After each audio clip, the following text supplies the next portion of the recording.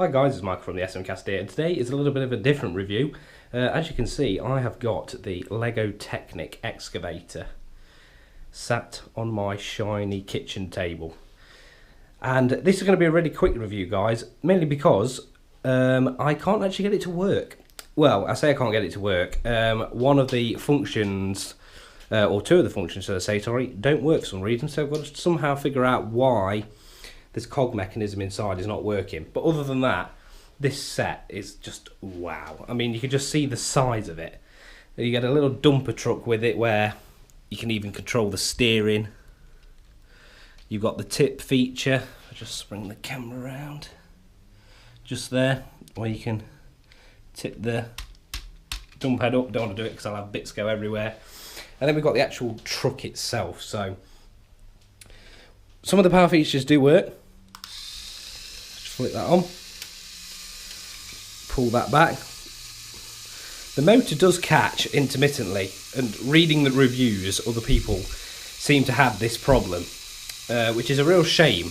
Like there, it catches, and again, and apparently it's not just me that's having problems like that. So that's a little bit of a shame. But obviously, if I just bring the camera down, you can hear the motor catching as well. You can see all the cogs moving inside, the different layers of conveyor belt. You've got the cogs just up here too. Conveyor belts all the way on the top, keeps catching. So what we'll do is we'll put two pieces into one of these buckets and we'll follow it round. So the pieces come up, out, tip into there. Ironic that it's just stopped. Go up this conveyor belt. Drop down there into the next conveyor belt, you can see just there, and the motor's caught again, and the pieces will drop out just there. So you can see all the little intricate cogs that are going into this. You can see where it just catches, and it's a real shame because this is just such an incredible set, but I don't think that the motor is powerful enough to deal with this. You can also move, I'm going to turn that off now because it's getting a bit loud. You can also move this belt at the back here with this little wheel, like that. You can even lock it into place, so it won't go past a certain point. Oh, there's another lock feature as well where it really locks it in place.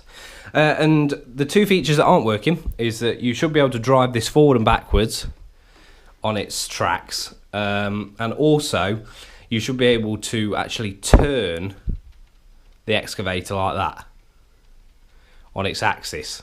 But for some reason that doesn't appear to work, because if I turn the power on and flick this for the spin, internally nothing happens in here.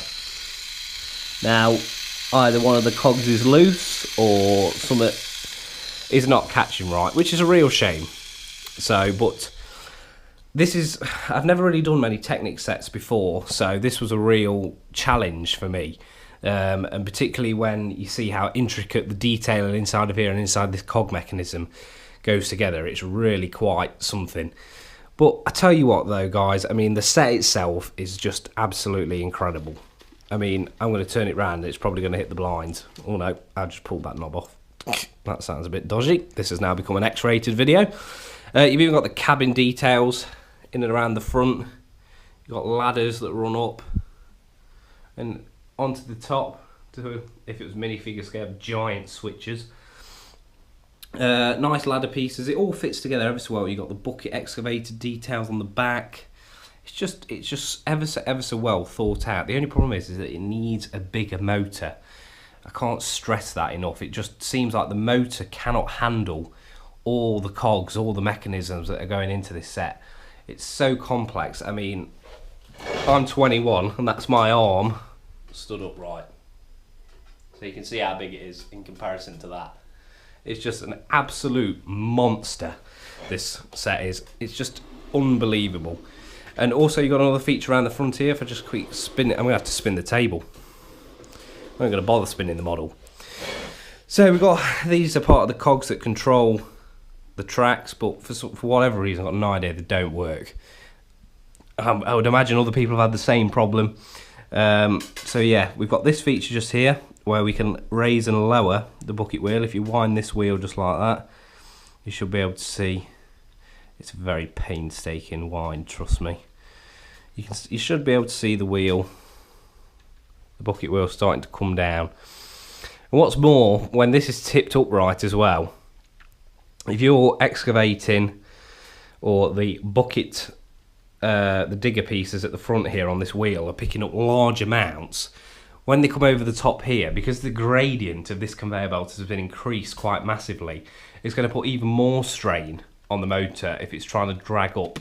I know Lego bricks don't weigh a lot, but when the motor's struggling with nothing on it, it's going to almost certainly add to the strain on it. But I mean, I just think maybe Lego need to look at getting a new bit where it's a proper bearing, a proper ball bearing, where pieces like this and the cogs inside run smoother. I mean, by all means, make sets of this magnitude. I mean, it's great. It's a bit of a nightmare thinking where the hell am I going to put it, because it's a very, don't get me wrong, it's a great model, but when you think of a set like the assembly square, maybe about this big, that wide, great detail, and there's lots of people that are going to walk up to that and think, wow, that's amazing. This is a very particular set, mainly because it's more male orientated, I would say, and that's not me being sexist, blah blah blah, before all the feminists come out of the woodwork and try to round-ass kick me in the comments, but I just think that it definitely needs a bigger motor, definitely, and I don't know whether they've overcomplicated it, that's why they're having the problem.